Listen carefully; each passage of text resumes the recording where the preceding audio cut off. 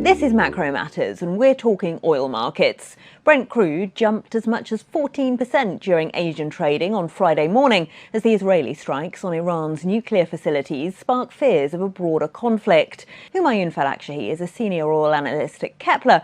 Homayoun, what's the market's biggest fear then at this moment? That Iran could choose to retaliate against oil infrastructure? Hi, Elena. I think that one of the biggest fears is really down to the Strait of Hormuz, which, as you said, very significant choke point where 1/5 of global consumption passes every day. Actually, it's a bit less. Our latest number from last month shows a bit less than 15 million barrels per day of oil passing via the strait. So that's about 15%, a bit less of global oil consumption, but it's still about 1/3 of total oil that is traded globally, seaborne, on tankers. So very significant. So I think this is the main risk that the market is watching. I think that those risks remain very limited so far. We would expect the closure of the strait only as a, let's say, last option for Iran.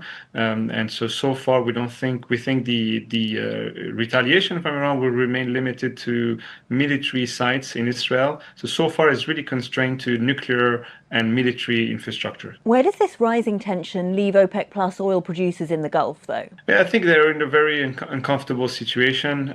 Even though in the past couple of years, the main leaders of OPEC plus on the other side of the Persian Gulf have improved their relationship with Iran, the likes of Saudi Arabia and the UAE. So they are all calling for and doing a lot of diplomatic effort to call on de-escalation. I think it's hard to see de-escalation as long as Iran hasn't at least officially retaliated.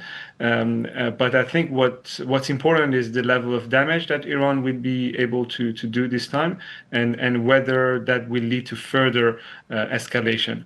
So that's I think one of the key questions here from Iran's retaliation. And when you look at the other Gulf producers and OPEC plus, they are worried that the situation escalates and that potentially some of their facilities get hit, or the Strait of Hormuz gets closed, which will prevent them from exporting their crude to global markets. Global crude prices, of course, are coming into this crisis at a relatively low level, but how much higher could prices go? I think, the extreme situation would be a closure of the Strait of Hormuz, given its importance in global oil trade.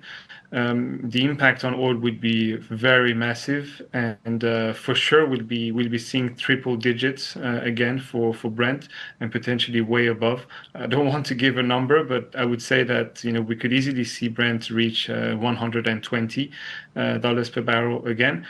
I think we're not there yet. Again, obviously, this is a very last resort option for Iran. I think in the short term, things are most likely going to remain limited and constrained to the military sites.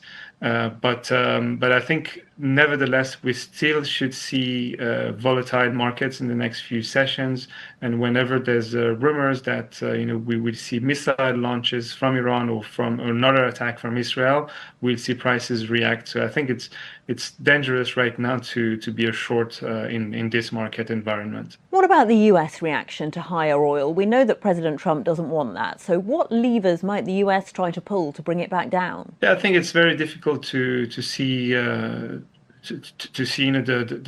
US strongly having an impact here. It seems that the Trump administration had tried for weeks to prevent from such strikes from happening. Now I saw before our interview that Donald Trump said I had given a 2-month window to Iran, and that expired, so that's why this happened, meaning that he kind of gave the green light to Israel. But as you said, the President Trump yesterday, even before the attacks, complained against high oil prices, despite the fact that prices had actually dropped since he took office. So I think yes, he's going to significantly weigh as much as he can on this issue. And at least the best situation for the US would be to see a retaliation from Iran, but not too I would say provocative retaliation, so that it doesn't spill onto the energy infrastructure. As long as it remains constrained on the military